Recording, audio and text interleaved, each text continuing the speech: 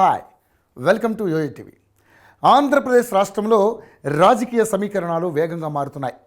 Assembly ఎన్నికలతో పాటు parliament ఎన్నికలు కూడా ఒకేసారి వస్తుండడంతో ప్రధాన పార్టీలు పదునైన వ్యూహాలను రచిస్తున్నారు. అధికార పార్టీ రెండోసారి అధికారం కోసం గట్టిగానే ప్రయత్నిస్తోంది.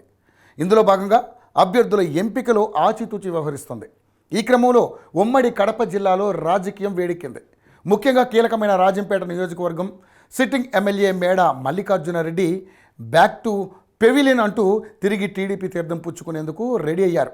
దీనికి సంబంధించి తాజాగా ఆయన టీడీపీ కడపకు చెందిన ముఖ్య నేతను సంప్రదించారు కూడా. వచ్చే ఎన్నికల్లో టికెట్ను ఆశిస్తున్నారు. దీనికి టీడీపీ అధిష్టానం కూడా గ్రీన్ సిగ్నల్ ఇచ్చే అవకాశం ఉంది. 2014 ఎన్నికల్లో టీడీపీ తరపున గెలిచిన మేడా మల్లికార్జునరెడ్డి తర్వాత ఎన్నికలకు ముందు వైసీపీ తీర్థం పుచ్చుకున్నారు. 2019లో ఆ పార్టీ తరపున విజయం దక్కించుకున్నారు. ఇక గత 2 ఏళ్లుగా ఆయన పార్టీతో అంటిముట్టనట్లుగా వ్యవహరిస్తున్నారు. దీనికి కారణం జిల్లా విభజన అంశం.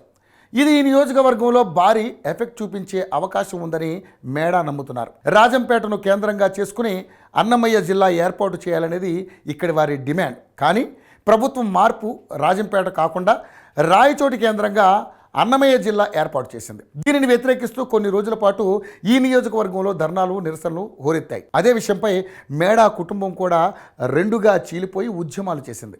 ఇక నియోజకవర్గం సెగను ముందుగానే గుర్తించిన ఎమ్మెల్యే మేడా ఇదే విషయాన్ని పార్టీకి చేరవేసినా ఫలితం దక్కలేదు.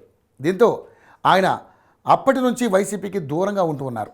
ఇదిలా ఉంటే తన యువగళం పాదయాత్ర సమయంలో నారా లోకేష్ టీడీపీ అధికారంలోకి వస్తే రాయచోటిని మార్చి రాజంపేటను కేంద్రంగా ఏర్పాటు చేస్తామని హామీ ఇచ్చారు.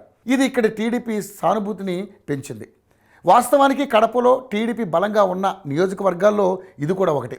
సో దీంతో ఇప్పుడు కడపలో తొలి ఓటమి వైసీపీకి ఇక్కడే దక్కుతుందనే అంచనాలు కూడా ఉన్నాయి. ఫలితంగా తనకు టికెట్ ఇవ్వకపోయినా ఏమాత్రం మేడ చింతించలేదు.